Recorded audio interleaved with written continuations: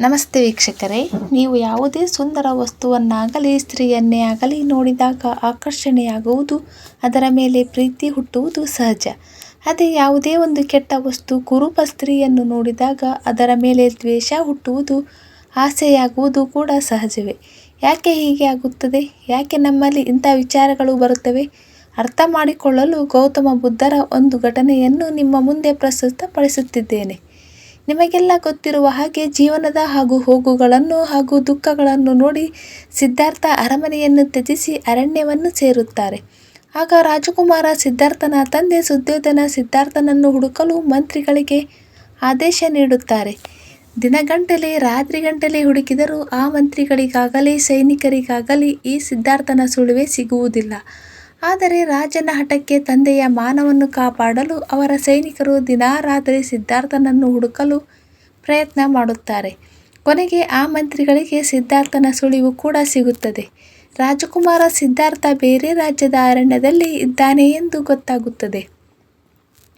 ಆಗ ಮಂತ್ರಿ ಹಾಗೂ ಸೇನಾಧಿಪತಿ ಸಿದ್ಧಾರ್ಥನ ಬಳಿ ಬಂದು ರಾಜ್ಯಕ್ಕೆ ಹೋಗುವಂತೆ ಮನವಿ ಮಾಡಿಕೊಳ್ಳುತ್ತಾರೆ. ನಿಮಗಾಗಿ ನಿಮ್ಮ ತಂದೆ ತಾಯಿ ಹಾಗೂ ಇಡೀ ರಾಜ್ಯ ನಿಮ್ಮ ಆಗಮನವನ್ನು ನಿರೀಕ್ಷಿಸುತ್ತದೆ. ದಯವಿಟ್ಟು ವಾಪಸ್ಸು ಬನ್ನಿ ಎಂದು ಪದೇ ಪದೇ ಬೇಡಿಕೊಳ್ಳುತ್ತಾರೆ. ಆಗ ಸಿದ್ಧಾರ್ಥ ಮಂತ್ರಿ ಹಾಗೂ ಸೇನಾಧಿಪತಿಗೆ, ನಾನು ಅರಣ್ಯಕ್ಕೆ ಬಂದಿದ್ದು ವಾಪಸ್ ಬರುವುದಕ್ಕೆ ಅಲ್ಲ, ದಯವಿಟ್ಟು ಕ್ಷಮಿಸಿ ಎಂದು ಹೇಳುತ್ತಾರೆ. ನನ್ನ ಜೀವನದ ಬಗ್ಗೆ ಹಲವಾರು ಪ್ರಶ್ನೆಗಳಿವೆ.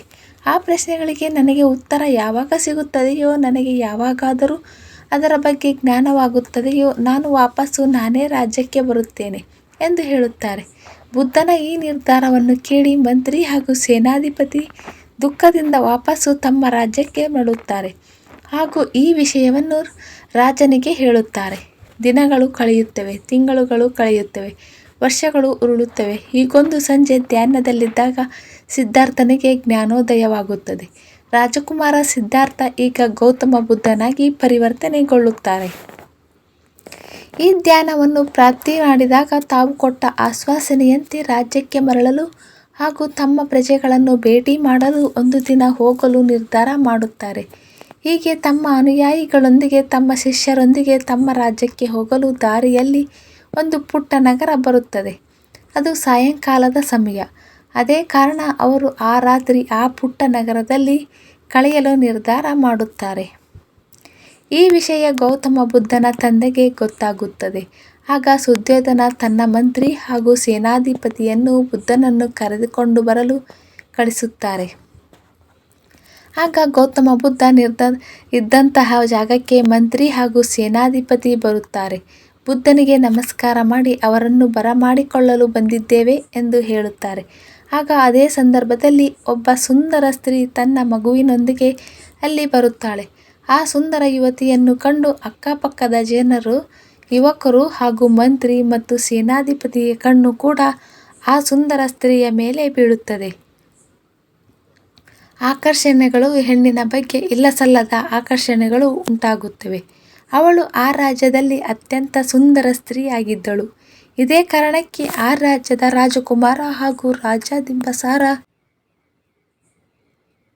ಬಿಂಬಸಾರ ಹಾಗೂ ಅಜಾತಶತ್ರು ಕೂಡ ಆ ಸುಂದರ ರೂಪಕ್ಕೆ ಮರಳಾಗಿದ್ದರು.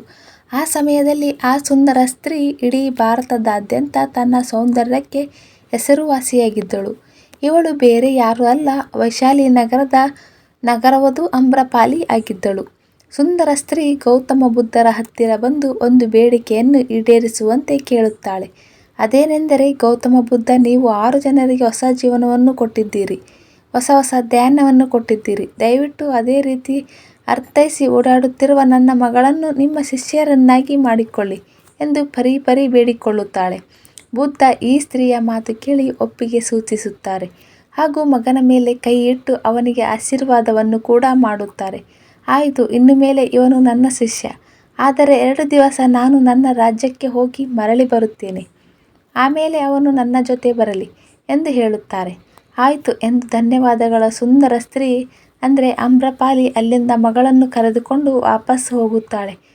ಆ ಸ್ತ್ರೀ ಹೋದ ನಂತರ ಅಲ್ಲಿನ ಮಂತ್ರಿ, ಸೇನಾಧಿಪತಿ ಹಾಗೂ ಬುದ್ಧನ ಶಿಷ್ಯರು ಸ್ವಲ್ಪ ವಿಚಲಿತರಾಗುತ್ತಾರೆ ಹಾಗೂ ಆ ಬುದ್ಧನಲ್ಲಿ ಈ ವಿಷಯವನ್ನು ಪ್ರಸ್ತಾಪ ಮಾಡುತ್ತಾರೆ.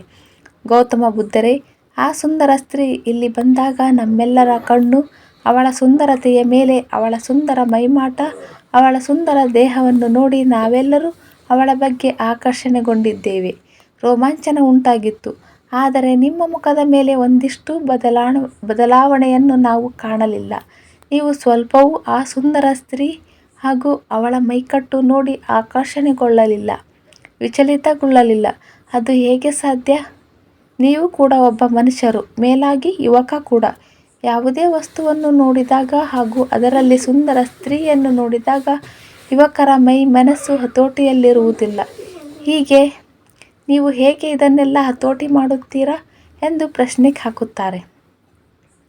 ಆಗ ಗೌತಮ ಬುದ್ಧರು ನಕ್ಕು ಈ ರೀತಿ ಹೇಳುತ್ತಾರೆ, ನೀವು ಯಾವುದನ್ನು ಸುಂದರತೆ ಎಂದು ಕರೆಯುತ್ತೀರೋ ಹಾಗೂ ನೀವು ಯಾವದರ ಬಗ್ಗೆ ಆಕರ್ಷಿತರಾಗುತ್ತೀರೋ, ಯಾವುದನ್ನು ಕುರೂಪಿ ಎಂದು ಕರೆಯುತ್ತೀರೋ ಹಾಗೂ ನೀವು ಅದನ್ನು ದ್ವೇಷಿಸುತ್ತೀರೋ, ಇವೆಲ್ಲವೂ ನಿಮ್ಮ ದೃಷ್ಟಿ ಹಾಗೂ ಪರಿಕಲ್ಪನೆಯನ್ನು ಸೂಚಿಸುತ್ತವೆ.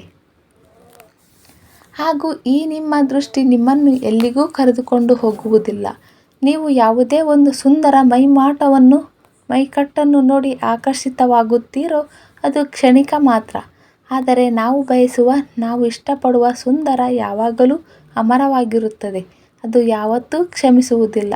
ಕ್ಷಣಿಕ ಇರುವುದು ಸುಂದರತೆಯಲ್ಲ. ಸುಂದರತೆ ನಿರಂತರವಾಗಿರಬೇಕು.